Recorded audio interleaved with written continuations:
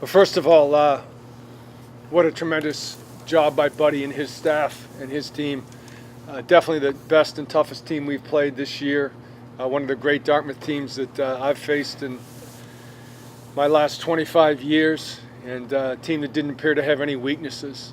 Having said that, and I know it gets a little bit old when you lose to some good teams, but couldn't be prouder of our kids. We shot ourselves in the foot. There was some self-inflicted wounds, certainly. You know, first play of the game, couple turnovers. But other than that, boy, our kids just fight and fight and fight and fight, and that's how I judge a team. Our kids have just given us everything they've had, and because of that, you know, we've never been out of a game, right down to the wire, every game this year. So I feel really bad for our kids, but I feel really proud of their effort.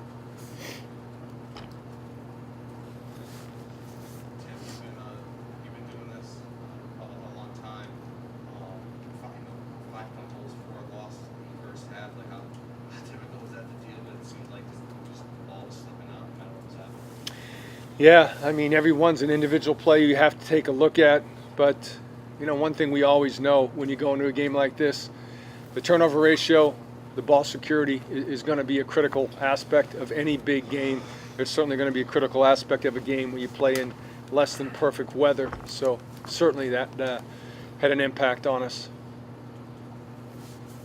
Stuart, you're running a lot more than you normally do. Talk about what was going on in the backfield for you. Yeah, I mean, I was just trying to take what defense gave us. You know, they played a lot of, you know, soft off middle open zone.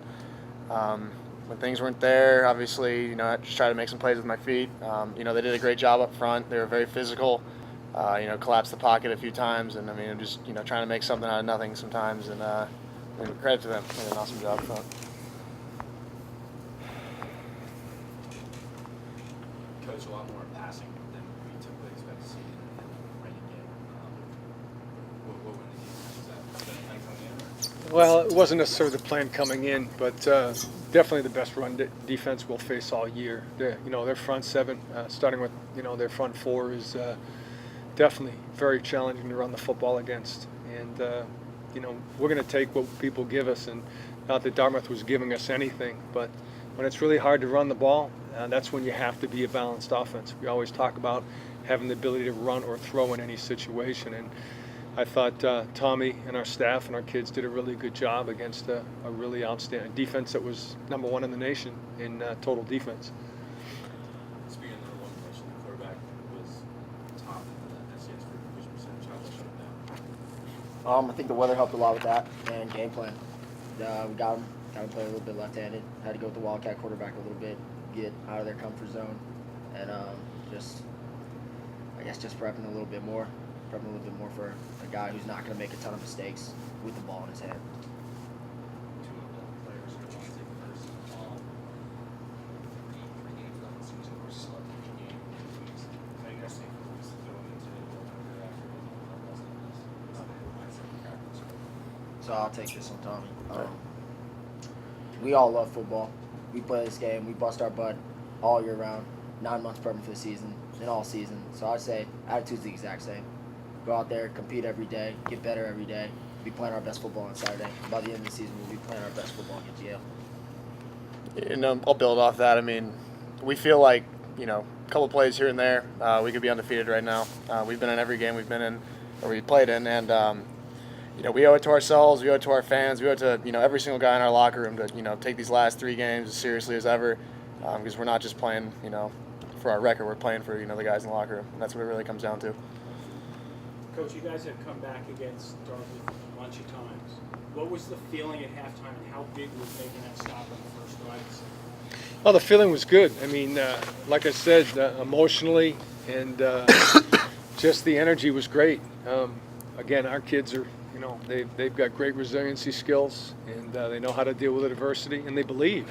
And the combination of those things, and having been through some games like this, no, we knew it would be a game. We knew we'd get back in it. You know, we just couldn't finish it off. We didn't quite finish it off. Ivy League, and you have seen enough of Tribune now that you know what he does. What makes him difficult defending, even though you've been able to see him for a while? I think number one, they have an outstanding offensive line. Number two, you still have to play assignment football because they're going spin motion.